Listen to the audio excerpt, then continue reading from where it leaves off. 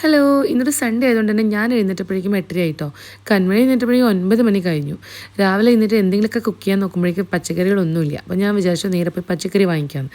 പച്ചക്കറി വാങ്ങിക്കേണ്ട അവസ്ഥ എന്താണെന്ന് വെച്ച് കഴിഞ്ഞാൽ ഒരാൾ പോകുമ്പോൾ അത് കണ്ടോ വാല് പോലെ ബാക്കി രണ്ടാളും കൂടെ വരും കേട്ടോ. അങ്ങനെ നമ്മൾ നേരെ ഈ ഒരു റോഡ് സൈഡിലേക്ക് ഇങ്ങനെ പച്ചക്കറി വിൽക്കാൻ വെച്ചിട്ടുണ്ടാവേ. ആദ്യം ഇവിടെ വന്ന് കുറച്ച് ഐറ്റംസൊക്കെ ഫ്രഷ് ആയിട്ടുള്ള പച്ചക്കറി വാങ്ങിച്ചു കേട്ടോ. അത് കഴിഞ്ഞിട്ട് നമ്മൾ നേരെ മോറിലേക്ക് വിട്ടു. എനിക്ക് ഇവിടുന്ന് കുറച്ച് സാധനങ്ങളൊക്കെ വാങ്ങിക്കാനുണ്ടായിരുന്നു. മോറിൽ കയറി കഴിഞ്ഞാൽ പിന്നെ കൺമണി ഐസ്ക്രീം ഡബ്ബേനെ ചുറ്റിപ്പറ്റി നടക്കും കേട്ടോ. ഞാനത് വേണ്ടാന്നിങ്ങനെ പറയായിരുന്നു. അശ്വിനാണെങ്കിൽ അവളെ കാണാതെ ദൂരം ദൂരം മാറി നിൽക്കായിരുന്നു കേട്ടോ. എന്നോട് ചോദിച്ചപ്പോൾ ഞാൻ പറഞ്ഞു ഡാഡീൻ്റെ അടുത്ത് ചോദിച്ചോളൂ, ഡാഡി വാങ്ങിച്ച് തരുവാണെങ്കിൽ കഴിച്ചോളാൻ പറഞ്ഞു.